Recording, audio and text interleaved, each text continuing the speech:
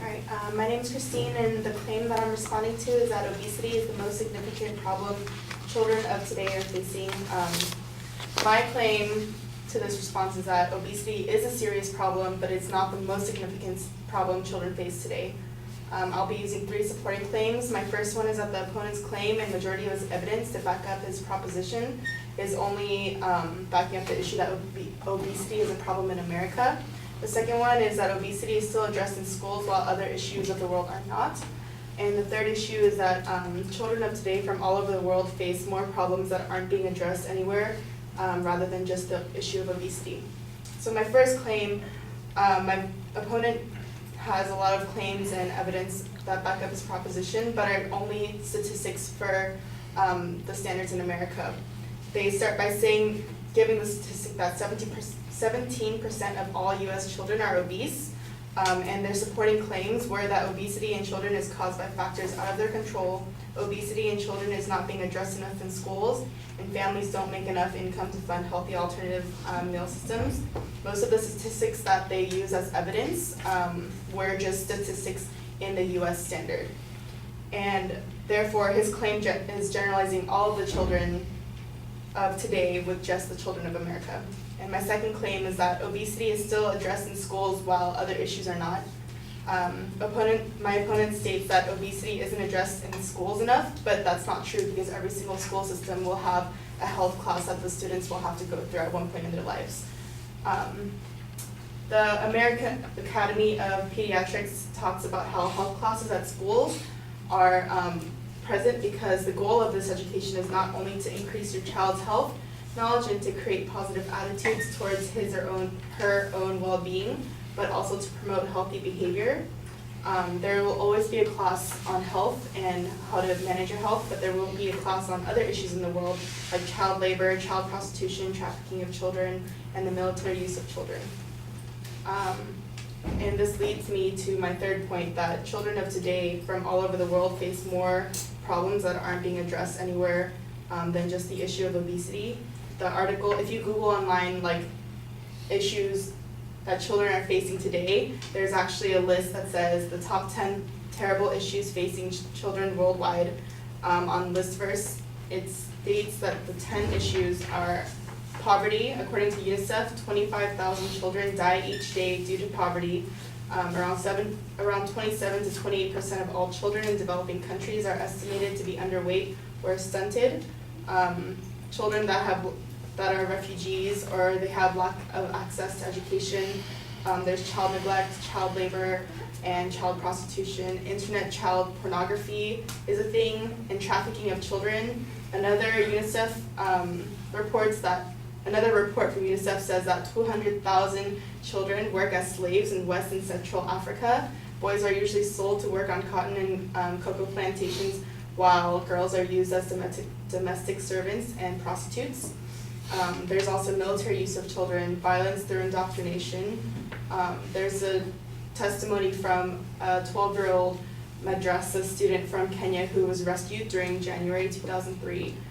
She was talking about the chaining. She's saying it was a terrible place. They chained both legs and both arms, sometimes hands and feet together. They beat us at lunchtime, dinner, and grabbed both legs and hands to give us lashes on our buttocks. We sleep in chains, eat in chains, and go in the toilets in chains. Sometimes we are hooked on the roof in chains and left hanging. We are to memorize the Quran and get punished if we cannot recite the Quran in the classroom. These issues are much more significant problems that children of the world face today rather than just the case of obesity. And that is why my opponents claim that obesity is the most significant problem that children face today is not true.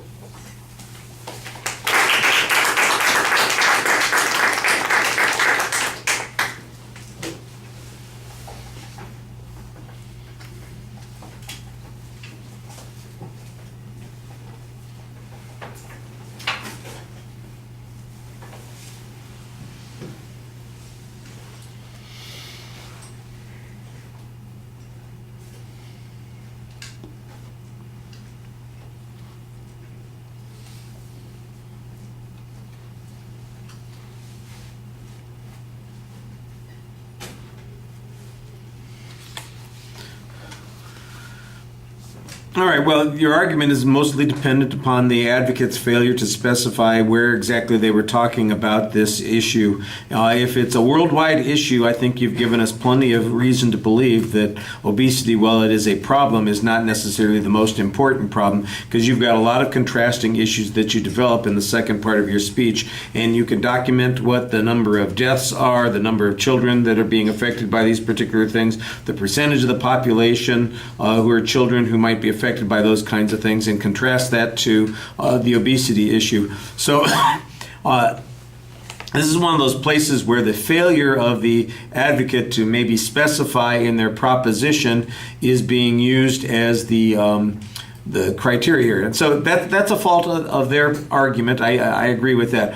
On the other hand, you're also close to making a kind of a equivocation argument suggesting that obesity is not a significant issue in, if, like, for example, if we were talking about other contexts. I do think that there is an argument to be made that obesity is a particular problem for, like you said, specifically maybe Western countries, the United States in particular. Since all of the advocates' evidence talk about the United States, I think, this would be one of those things, if we were having a debate on this, the proposition would probably have to be more clearly defined, but this is really an argument about what the proposition says rather than what is in dispute. My guess would be that the advocate would not challenge any of the arguments that you're making about these other kinds of issues and say those are certainly bad things, and in some places that's more important than what's going on here. But like I said, it's an equivocation issue provoked by the advocate's failure to specify in the proposition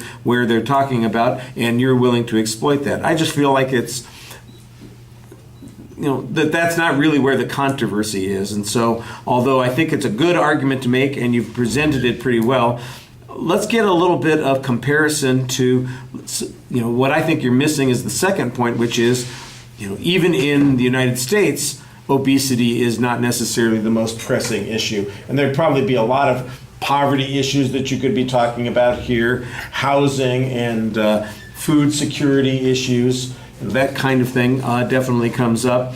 Obesity is a long-term problem. I think that's another thing that you could talk about, whereas kids are often faced with much more immediate kinds of problems that they need to talk about. So it's not that your argument is inappropriate or unreasonable. It just is a little bit narrow, and I think maybe you need to kind of cover both bases. All right. Thank you.